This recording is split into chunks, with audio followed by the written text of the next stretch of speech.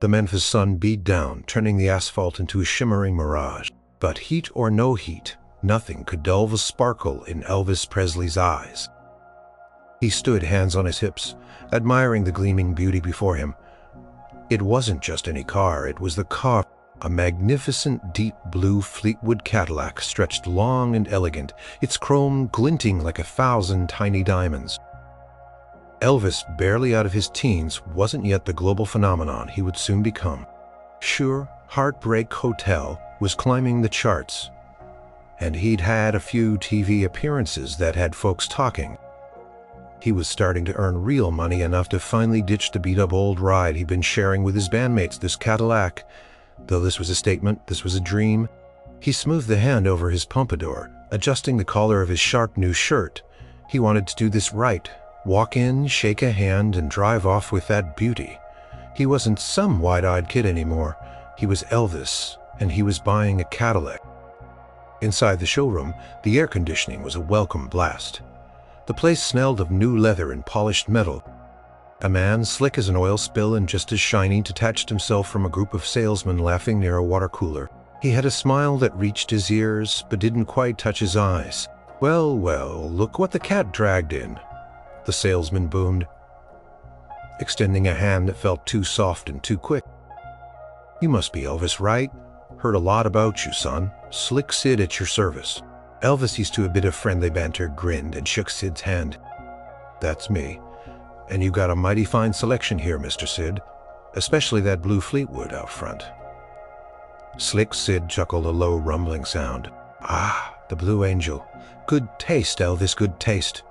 That car, my friend, is a Cadillac's Cadillac, top of the line, just came in. Has your name written all over it." He led Elvis back outside, circling the car with an almost reverent air. "Every bell, every whistle, smooth as silk. You drive. This folks will know you've arrived. And with your rising star, Elvis, you need a car that screams so cool, flawless paint." Could almost feel the rumble of the engine, the luxurious glide on the highway. He'd dreamed of a car like this his whole life, riding in rundown buses and sharing lifts. This wasn't just transportation. It was a symbol of how far he'd come, a promise of where he was going. "How much are we talking, Mr. Sid?" Elvis asked, trying to sound casual, but his voice held a trace of the excitement bubbling inside him. "Slick," Sid puffed out his chest a little. "For a man of your caliber, Elvis, I'm willing to make a special deal. This car, my friend, is usually priced at a premium, but for you, seeing as you're a local boy made good, I'll knock off a little something." He paused for dramatic effect, then leaned in conspiratorially. "How about a straight $1,000? All in, no hidden fees. Just sign on the dotted line, and she's yours." Price seemed fair, maybe even a little generous for such a pristine high-end vehicle. Elvis had done his homework, checking prices in magazines and asking around. This seemed to be in the ballpark, maybe a tad lower than he expected for such a new model. That's a good price, Mr. Sid," Elvis said, genuinely impressed. "Slick," Sid winked. "Good price for a good man, Elvis. You deserve the best. Now let's head inside. Got all the paperwork ready? We'll have you driving out of here in your Blue Angel before you can say thank you very much." Elvis laughed, that famous easy laugh that charmed everyone. He felt a rush of pride. This was it. His first real dream car, bought with his own hard-earned money.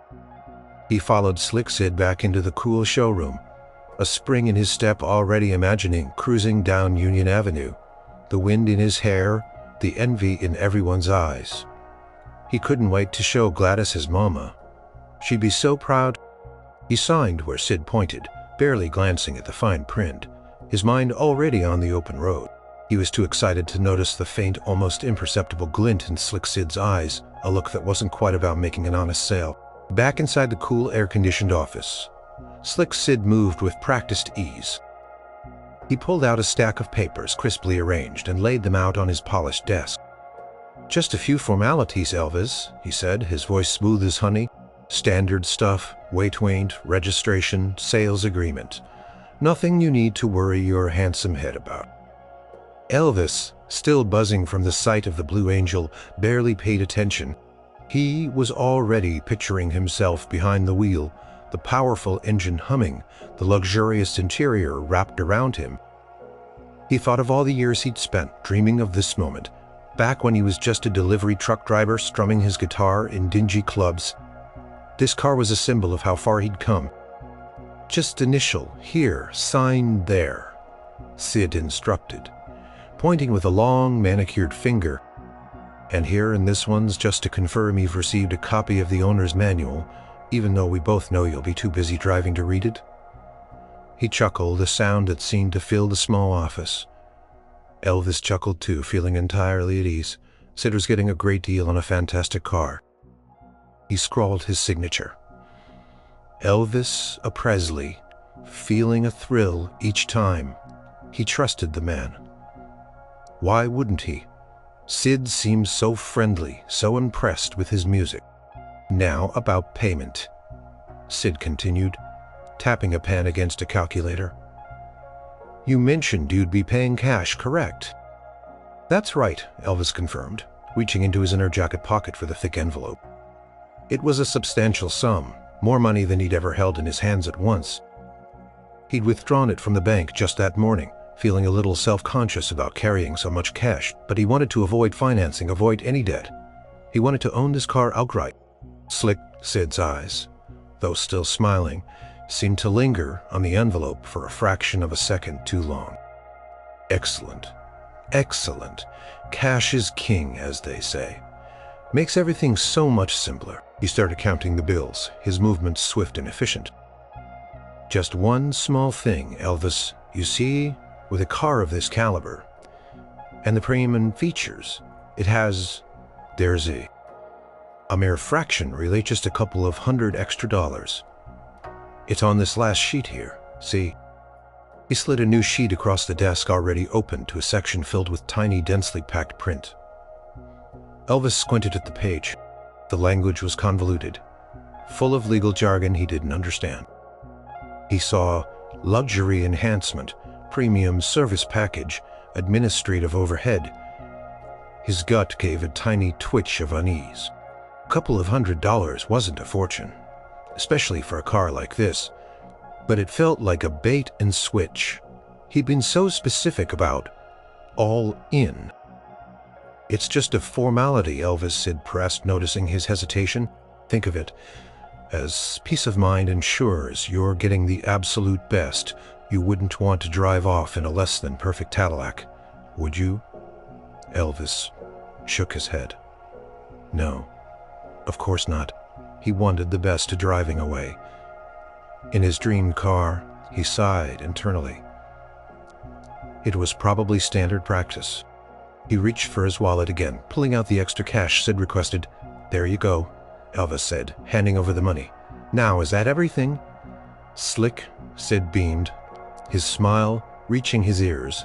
Again, "Everything. You are now the proud owner of the finest automobile in Memphis. Elvis, congratulations. Keys are right here." He jingled a set of shiny keys, then placed them ceremoniously in Elvis's palm. They felt heavy, substantial, like a promise. Elvis stood, feeling a rush of exhilaration. He had the keys, he owned it. He shook Sid's hand one last time, feeling the soft, quick grip again. "Thank you, Mr. Sid," he said, still a little unsure about the extra charge, but putting it out of his mind, he was too excited to dwell on it. As Elvis walked out to his new car, he saw a young mechanic wiping his hands on a greasy rag, standing near the back of the lot. The mechanic met his eye for a second, and Elvis thought he saw a flicker of something in the man's expression, a slight frown, a quick shake of the head. Then the mechanic turned away, disappearing behind a stack of tires. Elvis brushed it off. Probably just tired after a long day. He slid into the driver's seat. The leather was soft, the dashboard gleaming. He inserted the key, turned the ignition. The engine purred to life, a deep, throaty rumble that vibrated through the floorboards. It sounded perfect. He adjusted the seat, gripped the steering wheel, and shifted into reverse. He looked back at the dealership, at Slick Sid standing in the doorway, waving with a wide, toothy grin. Elvis waved back, a triumphant smile on his face. He pulled out onto the street, the magnificent blue Cadillac gliding smoothly. Effortlessly, the Memphis sun caught the chrome, making it sparkle. This was the life, this was the dream. He was oblivious to the subtle, almost imperceptible sold sign that Slick Sid was already placing on the back of his now empty office chair, the price tag on it surprisingly high, even for a Cadillac.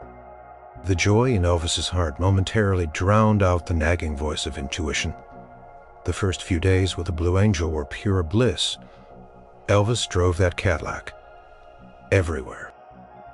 He took his Mama Gladys for a spin, her eyes wide with pride and a little worry about how fast he was going. Picked up Scotty Moore and Bill Black, his bandmates, for practice. Watching their jaws drop at the luxurious interior, he cruised down Beale Street, feeling like royalty. The envy of every passerby, the car felt powerful smooth.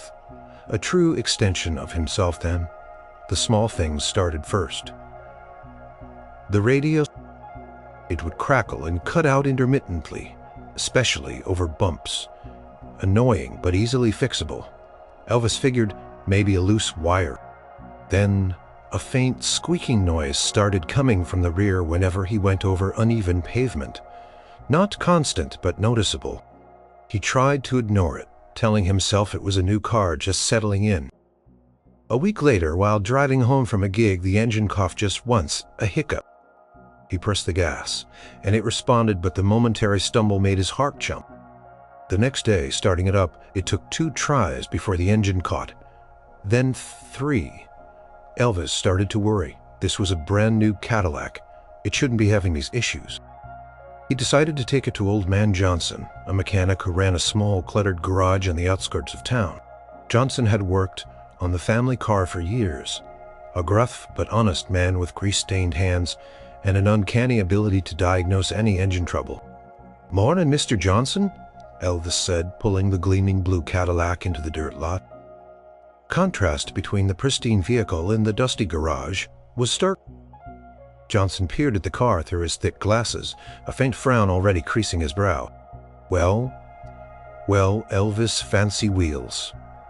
What brings you and this beauty to my humble abode? Elvis explained the issues, the radio, the squeak, the starting.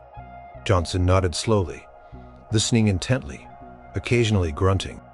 "All right, leave her with me," Johnson said, already reaching for his tools. "I'll take a look. Might just be a loose connection here or there." Elvis left, feeling a little lighter. Johnson would fix it. He always did. A few hours later, the phone rang. It was Johnson and his phone rang. "Just get here," Johnson said, his tone leaving no room for argument. Elvis drove back to the garage in his old Ford, his heart thumping. He found Johnson standing by the open hood of the Cadillac, his face streaked with grease and disappointment. The powerful engine, which had looked so perfect, now seemed to reveal hidden flaws under Johnson's practiced eye. Elvis Johnson began, his voice low and serious. "I don't know what kind of game that Slick Sid is playing, but this car is a lemon." Elvis felt his jaw go slack.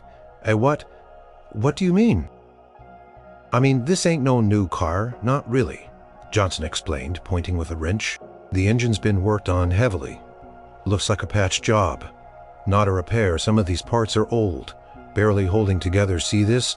That squeak front suspension is shot. Someone just greased it up enough to get it off the lot." Johnson shook his head, looking disgusted. "And that premium sound system, it's a cheap replacement that's shorting out." Elvis felt a cold dread spread through him. But he said it was top of the line, just came in. He said it was perfect," Johnson snorted. The dream car, the symbol of his success, was a lie. He'd been swindled, duped. The pride he'd felt evaporated, replaced by a searing anger and a deep sense of betrayal. He remembered Slick Sid's smarmy smile, the quick handshake, the luxury enhancement charge. It all clicked into place. The flicker of concern in the young mechanic's eyes, the way Sid had rushed the paperwork. He'd been an easy mark, blinded by excitement, his hands clenched into fists. He had worked so hard, poured his heart and soul into his music just to get enough money to buy this dream. And that snake, Slick Sid, had stolen it from him. Not just the money, but the joy, the pride. "I'm gonna kill him," Elvis muttered, his voice low and dangerous. Johnson put a hand on his shoulder. "Now, hold on, son. That ain't the way. But you got every right to be mad. You got cheated, plain and simple." Elvis stared at his beautiful broken blue angel, feeling the bitter taste of deception. He had to do something. He couldn't let Slick Sid get away with this. He wasn't just mad. He was hurt. And the king of rock and roll, even in his early days, didn't take kindly to being played for a fool. Elvis marched into the car dealership the next morning, a storm brewing behind his eyes. He wasn't wearing his usual flashy stage clothes. Instead, he wore a simple t-shirt and jeans. A silent declaration that he wasn't here to entertain. He was here for justice. His bandmates, Scotty and Bill, had tried to calm him down, but his anger was a hot, burning ember in his gut. He strode directly to Slick Sid's office, the sold sign on the back of the chair mocking him. Sid was there, laughing boisterously, with a new customer, a portly man eyeing a shiny convertible. Sid's eyes flickered to Elvis, and for a split second the false smile faltered, replaced by a flicker of recognition, then a quick, almost imperceptible hardening. "Slick," Sid, Elvis said, his voice low, cutting through the salesman's smooth patter. Sid turned, his smile snapping back into place a little too wide.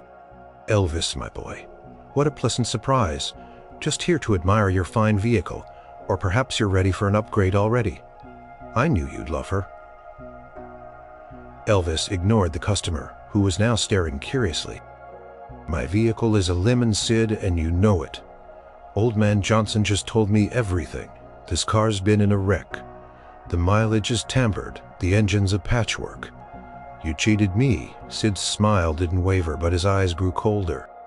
"My apologies, sir. Just a misunderstanding, Elvis. Could you wait a moment? I'm with a client." "No," Elvis said, his voice rising slightly. "I won't wait. You sold me a lemon and I want my money back, all of it." Slick Sid finally excused himself from the customer, leading Elvis a few feet away, though still in full view of the showroom floor. His voice dropped, but there was a condescending edge to it. "Now, Elvis, let's not make a scene. Lemon. That's a strong word.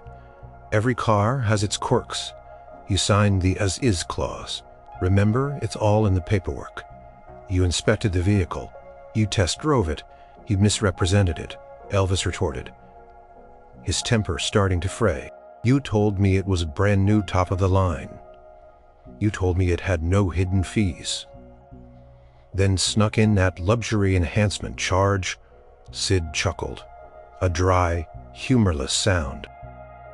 "Don't you dare come in here accusing me of cheating." "I have a mechanic who can prove it," Elvis insisted. "He says the car's been rebuilt, that the odometer's tampered with," Sid scoffed. "A backwoods mechanic. What does he know about high-end Cadillacs? Probably just trying to drum up business for himself." "You bought a used car, Elvis? Used cars have a history." "It's not my fault if you didn't do your due diligence before signing." Elvis felt a surge of helplessness. Sid was using every trick in the book, every legal loophole. He was trapped. "So you're just going to keep my money and leave me with a broken car?"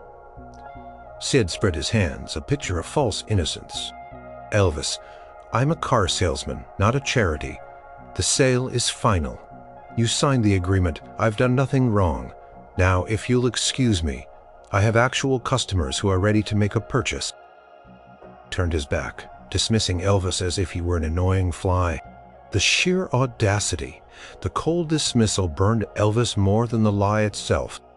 He stood there fuming, his hands clenched into fists, feeling the eyes of the other customers and salesmen on him. He wanted to shout, to punch something, but he knew it wouldn't help. It would only make him look like an out-of-control kid. He felt foolish, naive, and utterly defeated.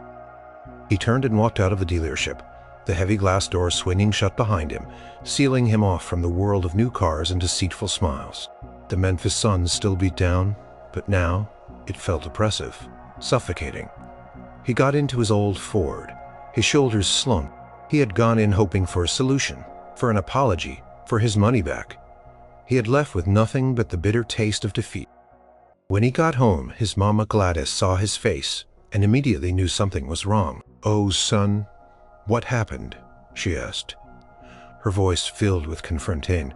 Elvis recounted the confrontation, his voice low and angry. "He wouldn't even listen, Mama. He just brushed me off. Said it was all in the papers I signed. He got me good." Gladys shook her head, her eyes filled with sympathy. "That's a terrible thing, son, to take advantage of someone like that."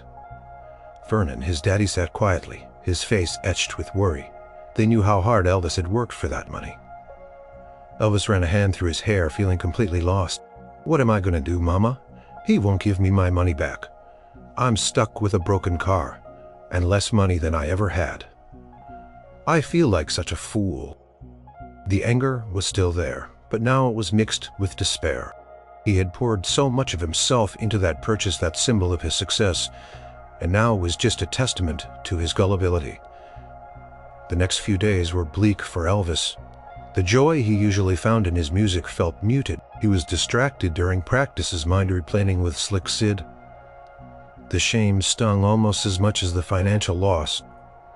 He, Elvis Presley, had been played for a fool. Scotty Moore, his lead guitarist, noticed Scotty was a quiet man but observant. He saw the slump in Elvis's shoulders, the haunted look in his eyes. After a particularly flat practice session, Scotty put down his guitar. "All right, Elvis," Scotty said gently. "What's eating at you, son?" "More than that car, I reckon." Elvis sighed, running a hand over his face. "It's that car, Scotty. It's everything. I felt so proud, you know, like I'd really made something of myself. And then that snake, Sid, just took all that pride and stomped on it. Made me feel like a dumb country boy who just fell off the turnip truck. He's a real piece of work, that fella. Heard stories about him. Always cut at corners. Always got a trick up his sleeve." "But what do I do?" Elvis asked, throwing his hands up in frustration. "He's got me tied up in knots with those papers. He won't even talk to me." "You could try a lawyer," Scotty suggested, though his voice lacked conviction. "Might cost you more than the car's worth, though. And still no guarantee." Elvis slumped onto his stool. "That's what Daddy said. We don't have that kind of money to throw away on lawyers, especially with no guarantee. It just feels hopeless." There was a silence in the room, broken only by the hum of the amplifier. Then, Scotty slowly picked up his guitar again, strumming a slow, thoughtful blues riff. His eyes were fixed on Elvis. "Hopeless, huh?" Scotty mused. "That ain't like you, Elvis. You never give up. Remember when we were playing those small clubs and folks kept saying rock and roll wouldn't last? You didn't give up." Then Elvis looked up, a flicker of something in his eyes. "You got something that fella Sid don't got," Elvis Scotty continued, his voice calm and steady.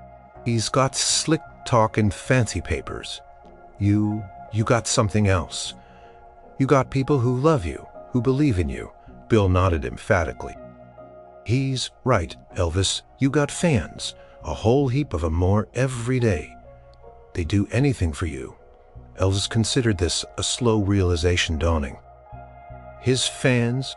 He thought of the crowds at his concerts, the letters pouring in, the girls screaming his name. They were fiercely loyal, they believed in him. "But what's that got to do with getting my money back from Sid?" Elvis asked, still skeptical. "I can't just tell them to go storm the dealership." Scotty chuckled. "Nah, that ain't your style. But think about it, Elvis. You're not just a guy anymore. You're Elvis. People listen to you, they trust you. You got influence." "Yeah, but for good, not to go after some shady car salesman," Elvis said, still uncomfortable with the idea of using his fame in a negative way. "Exactly," Bill exclaimed, snapping his fingers. "For good. You don't gotta badmouth him directly. You just gotta, well, you gotta do what Elvis does best. Make people feel something, make them think." Scotty leaned forward. "What if you use that influence? Not for revenge, but for truth, for honesty. What if you turn this whole bad experience into something good? Something that helps other folks from getting cheated too?" Elvis's mind started to whir. The anger and despair were slowly being replaced by a glimmer of an idea, a spark of inspiration. He thought about his mama's simple values, his own belief in fairness. He wouldn't sink to Sid's level, but he could fight fire with something far more powerful. Light? How? Elvis asked, leaning forward, his eyes bright now. How could I do that? Scotty smiled. Well, for starters, you are Elvis, you sing, you talk, you got a stagey. You get newspapers rating about you. You could talk about your experience, not naming names, maybe, but talking about the importance of honesty, the importance of treating people right. And then, maybe, you could do something else, something big, something that would show folks what a good, honest deal looks like. The idea began to form hazy at first, then sharpening with each thought. It wouldn't be a direct attack. It would be an indirect, positive force. A way to shine a light so brightly on integrity that the darkness of deception couldn't hide. It was genius. It was Elvis, a jamboree. Elvis murmured, a slow smile spreading across his face. A car jamboree, but not just any jamboree. A honest wheels jamboree. Despair was gone, replaced by the familiar spark of creative energy. He felt alive again, ready to turn this humiliation into something powerful. Slick Sid had no idea what was coming. The idea of the Honest Wheels Jamboree took root and began to grow. Elvis, re-energized, gathered Scotty and Bill, along with his first manager, Bob Neal. He explained his vision, the fire back in his eyes. I'm not going to go around bad-mouthing Slick Sid, Elvis declared, pacing the small living room of his home on Audubon Drive. That ain't my way. And it might just get me into legal trouble anyway. But what I can do is show folks what honesty looks like, show them how a good car deal is made, and maybe, just maybe, remind some folks that cheating ain't the way to do business. Bob Neal, a practical man. A car show? That's a good idea, Elvis. Get some publicity. People love seeing nice cars, especially if you're there.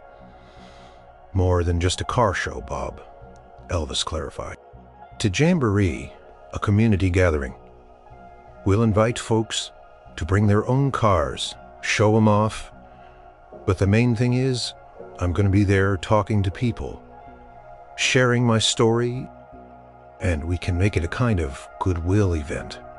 Maybe find a local charity to benefit that way. It's not just about your car, Elvis. It's about helping the community. Exactly, Elvis exclaimed. We can set up booths for local honest mechanics, for reputable insurance folks, maybe even invite some honest car dealers, ones with good reputations, to set up tables and just talk to folks about what to look for in a car, what to ask a salesman. Bill grinned. So you're going to use your star power to teach folks how to spot a lemon without ever naming the guy who sold you one. That's the genius of it, Elvis said, a twinkle in his eye. It's all positive. It's about honesty and community. But everyone in Memphis who knows anything about car deals will put two and two together. Bob Neal began making calls. He secured a large lot at the fairgrounds, big enough for hundreds of cars and thousands of people. They planned a date a few weeks out, giving them time to spread the word. Elvis, meanwhile, started talking about it during his radio interviews and at his shows. It's going to be a big car show with music, food, and I'm going to be there talking about my own experiences, buying a car, and sharing some thoughts on how important honesty and trust are in any deal. Come on down. Bring your family. Bring your wheels, and let's all celebrate integrity. He never mentioned Slick Sid. He never mentioned being cheated. But the message was clear, and for those who knew Elvis's recent struggle, the subtext was even clearer. Word started spreading like wildfire. Elvis Presley hosting a car jamboree about honesty. That sounded mighty interesting. People started buzzing. Local newspapers picked up the story, intrigued by the unique angle. Elvis to host. Honest Wheels. Event. Read one headline. Presley to share car buy wisdom with fans. Read another. Slick Sid, meanwhile, was starting to get nervous. He saw the newspaper articles, heard the chatter. Honest Wheels Jamboree, he muttered to himself, pacing his office. What's that boy up to? He trying to mess with my business. He knew perfectly well he'd taken Elvis for a ride. And while he'd covered his tracks legally, he also knew a thing or two about public perception. Elvis Presley had a reach he could only dream of. He sent one of his junior salesmen to the fairgrounds, just to check out the competition. The salesman returned, looking wide-eyed. Mr. Sid, it's huge. They've got banners everywhere, and Elvis is going to be there, talking about I tennised by Tell. Slick Sid's brow furrowed. He tried to brush it off. Nonsense. He's just a singer. What's he know about cars? But deep down, a seed of unease began to sprout. This wasn't a direct attack, but it felt like something far more insidious. Elvis was building something big and positive that might just expose the dark underbelly of his own business practices without ever uttering his name. The genius of the plan was starting to dawn on Slick Sid, and it was making him sweat. The day of the Honest Wheels Jamboree dawned bright and clear, perfect Memphis day. By late morning, the fairgrounds were already packed. Cars of every make and model lined up, gleaming in the sun. Families milled about, children chased each other, and the air buzzed with excitement. And then Elvis arrived. He drove in, not in his broken Blue Angel, but in a modest borrowed car, a deliberate choice to emphasize the event's theme over personal flash. As he stepped out, a roar went up from the crowd. He smiled, waved, and made his way to a makeshift stage, accompanied by Scotty and Bill. Thank you very much. Elvis boomed into the microphone, his voice radiating warmth and sincerity. The crowd cheered louder. It's a beautiful day, isn't it? And it's a beautiful thing to see so many of you out here, celebrating good, honest folks and good, honest deals. He launched into a few songs just to get the crowd warmed up, his hips swaying, his voice powerful. The fans went wild, singing along. Then he paused, the music fading, and stepped forward, his expression becoming more serious. You know, he began, his voice dropping to a conversational tone, my daddy always taught me that a man's word is his bond, that honesty is the most important thing you got. And lately I've learned that lesson all over again, the hard way. He didn't name Slick Sid. He didn't describe his car. He just told a story, a general one, but with enough specific details that anyone who had followed the local whispers about his recent car trouble would understand. I bought a car recently, he said, shaking his head slightly. A beautiful car. I thought the salesman, he was all charm and smiles, promised me the moon and stars, said it was top of the line, no hidden fees. I was so excited, I believed him. Didn't look close enough, didn't ask enough questions. Paused, letting the disappointment in his voice hang in the air. Well, turns out the car wasn't quite arrive.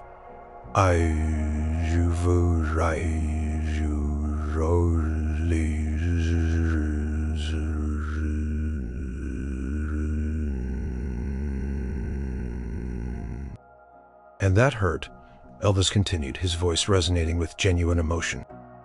Not just losing the money, though that stung plenty, but being lied to, being taken advantage of. It makes you feel small. It makes you feel like you can't trust nobody. He then transitioned. It's about sharing information so nobody else has to go through what I did. It's about reminding everyone that honesty, it's just good business. He then invited local reputable mechanics and fair car dealers to speak, praising their integrity. He signed autographs, posed for pictures, and spent hours just talking to people, listening to their own stories, shaking hands. He made sure to walk past the mechanic's booth of Old Man Johnson, giving him a huge appreciative grin and a hearty handshake, cementing the idea of trustworthy service. Back at his showroom, Slick Sid sat glowering. Sent a junior salesman to discreetly observe the jamboree. The reports coming back were dire. "Mr. Sid, everyone's talking about it. Elvis told this story. He didn't name you, but everyone knows it's about you. People are really mad on his behalf." Sid clenched his jaw. His phone hadn't stopped ringing all day, but it wasn't with new customers. It was with cancellations. "Mr. Sid, I'm sorry, but my neighbor just went to that Elvis car show and she said you're a cheat. I'm canceling my order for the sedan." "Is it true what they're saying about you, Sid? I need an honest deal, and frankly, I'm nervous." His reputation, carefully crafted over years of smooth talk and slick deals, was crumbling. The subtle pressure from Elvis, the focus on honesty, the collective outrage of his loyal fans, it was an invisible yet crushing weight. People weren't just avoiding his dealership, they were actively questioning his integrity, spreading the word like wildfire. Slick Sid slammed his fist on his desk. He had thought Elvis was just a flash in the pan, a naive country boy. He had underestimated the power of the king, especially when that power was wielded not with threats, but with integrity and the silent, undeniable force of public trust. He knew he had to do something, and fast. This Honest Wheels event was a PR nightmare he couldn't simply ignore. In the days following the Honest Wheels Jamboree, the effects on Slick Sid's business were undeniable and catastrophic. The phone, once a constant source of new leads, now rang only with cancellations or calls from angry, suspicious customers. Foot traffic in the showroom plummeted.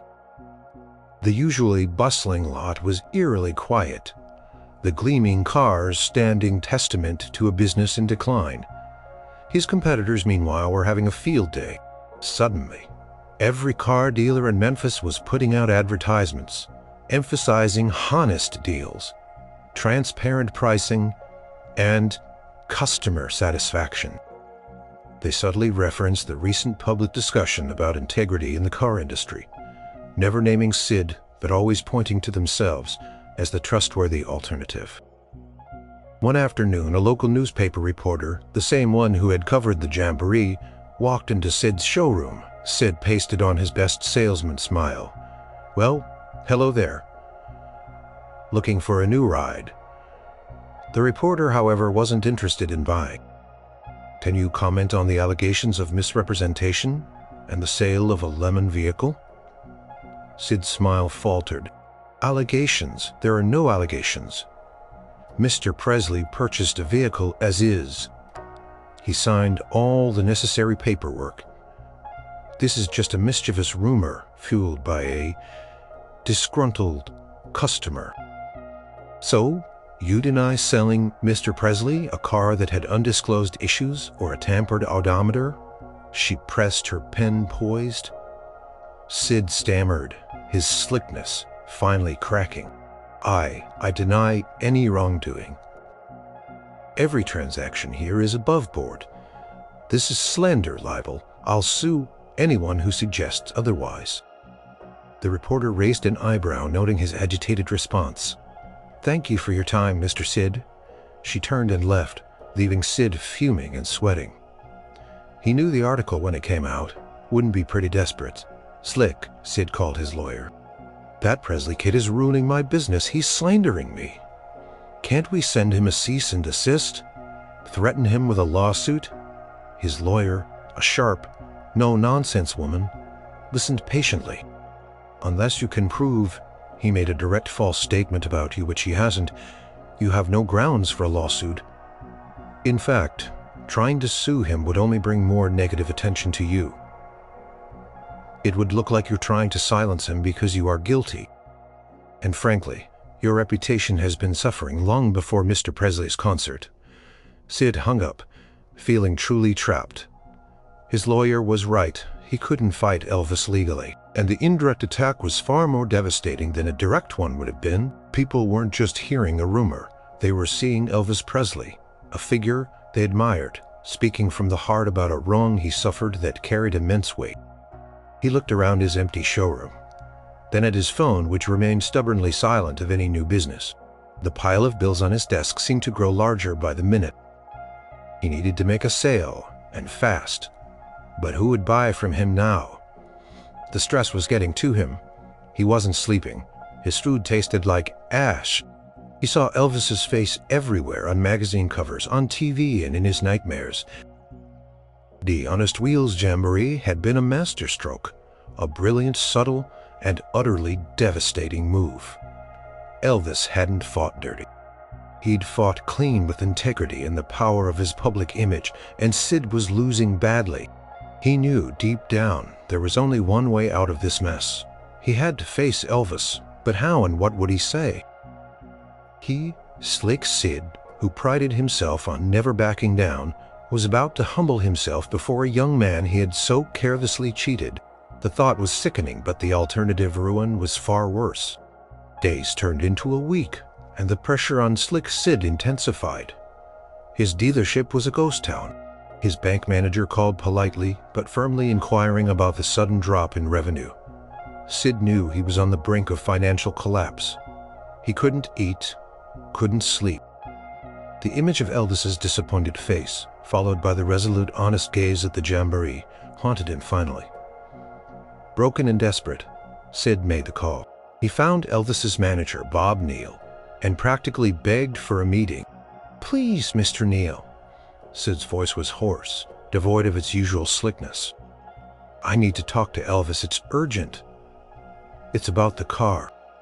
Bob Neal, after consulting with Elvis, agreed to a meeting at Elvis's home on Audubon Drive. He wanted to see how Sid would react, how genuine his desperation was. When Slick Sid arrived, he looked nothing like the polished, self-assured salesman Elvis had first met. His suit was rumpled, his hair unkempt, and his eyes held a desperate, hunted look. He wrung his hands as he sat across from Elvis, Scotty, and Bob Neal in the living room. "Elvis," Sid began, his voice barely above a whisper, I messed up badly. What I did to you, it was wrong, all of it."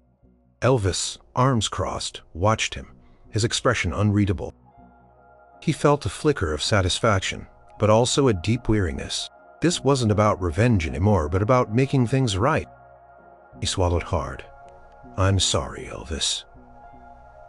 Truly, the confession hung heavy in the air. Elvis slowly uncrossed his arms. "Why, Sid, why did you do it?" Sid sighed. A sound of profound defeat. "Greed, Elvis. Pure greed. I saw a young man with money full of excitement, and I saw an easy mark. I thought I could get away with it. I've done it before, smaller stuff, but never to someone like you." He looked up, his eyes pleading, "But this Honest Wheels Jamboree of yours, it's killing me. My business is collapsing. My reputation is in tatters. I can't even give away cars now, let alone sell them." He pulled out a thick envelope from his inner jacket pocket, just like Elvis had done weeks ago. "I've come to give you your money back, Elvis. Every last cent plus the extra charge and a little bit more for your trouble. Just please call off the dogs. Tell folks I made it right." He pushed the envelope across the coffee table. Elvis looked at the envelope, then back at Sid.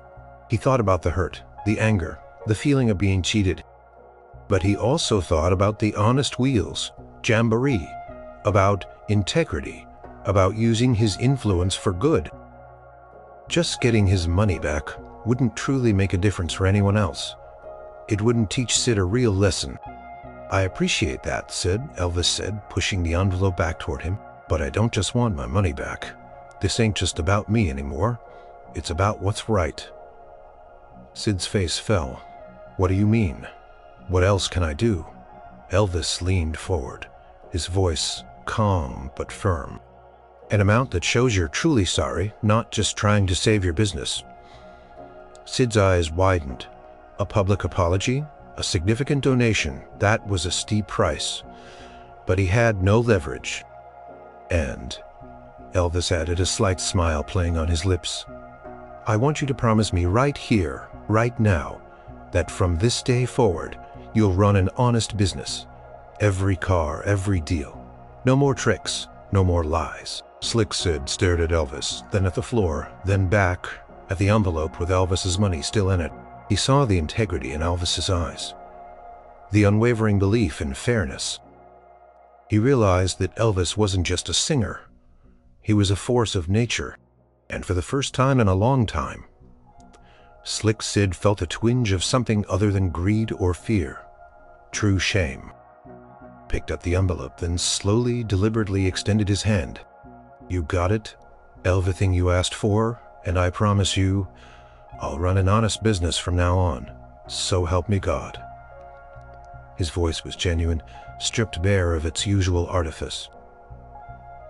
Elvis shook his hand, a firm, steady grip. Good, he said simply. Not with lawyers or threats, but with honesty, public pressure, and a remarkable twist of compassion from the king. The news spread fast. Slick Sid, the infamous car salesman, had bought a full paste paper. It wasn't an ad for cars. It was a formal public apology. To the citizens of Memphis, the headline read, "A public apology and a pledge for the future." In the accompanying text, Sid admitted to knowingly selling misrepresented vehicles, acknowledged his specific wrongdoings, including the sale of the Blue Angel to Elvis Presley, and expressed his profound regret for his dishonest business practices. He pledged to change his ways, to always operate with transparency and integrity. At the bottom, a prominent section announced a significant donation to the Memphis Youth Center, a charity dear to Elvis's heart, made in the spirit of making amends. The apology was met with mixed reactions. Some scoffed, saying it was just a desperate attempt to save his business. Others, however, cautiously welcomed it, seeing it as a step towards accountability. For Elvis, it was enough. He knew Sid had been truly humbled. A few days later, the postman delivered a certified letter to Elvis's home. Inside was a cashier's check for the full amount Elvis had paid for the Blue Angel, plus the luxury enhancement fee, and a little extra for his trouble, just as Sid had promised. The Blue Angel, meanwhile, was quietly picked up by Sid's mechanics for a proper, honest repair before being donated to a local vocational school. Elvis held the check, a sense of quiet triumph washing over him. It wasn't just the money, it was the victory of integrity. He had stood up for himself, and in doing so had used his growing influence to shine a light on something important, to help prevent others from being cheated. He gathered Scotty and Bill, feeling a lightness he hadn't felt in weeks. "All right, boys," he said, slapping the check onto the table. "Money's back. Time to find me a real car, an honest one." They spent the next few days visiting other dealerships, taking their time asking questions. Elvis, now armed with Old Man Johnson's advice and his own bitter experience, was thorough. He checked odometers, asked for repair histories, and had every potential purchase inspected by his trusted mechanic. Finally, they found it. Not a deep blue Fleetwood, but a gleaming pink Cadillac. It was a truly new car, with all its papers in order, no hidden fees, and a transparent deal from a reputable, honest dealer who treated Elvis with respect, not just as a celebrity, but as a valued customer. This time, Elvis signed the papers with confidence, his gut feeling nothing but peace. The day he drove the pink Cadillac home, the sun was shining even brighter. It wasn't just a car. It was a symbol of lessons learned, of battles won, and of the power of choosing integrity. Pulled into his driveway and Gladys rushed out, her eyes lighting up at the sight of the vibrant vehicle. "Oh, son, she's beautiful," she exclaimed, running a hand over the smooth bubblegum pink paint. Elvis grinned, his famous smile back in full force. "She sure is, Mama. And this one's honest, every inch of her." He looked at the car, then back at his mama, and then out at the world that was rapidly changing around him. He realized that his voice, his music, his influence, they were more than just for entertainment. They were a force for good. He had stood up for himself, and in doing so he had stood up for others, and that he knew was a feeling more powerful than any Cadillac could ever provide. The genius wasn't in a trick or a revenge plot. It was in using his true self, his honesty, his charisma, and the incredible bond he shared with his fans to make a difference. And as he drove his new, honest pink Cadillac down the streets of Memphis, Elvis Presley knew without a doubt that he was on the right road.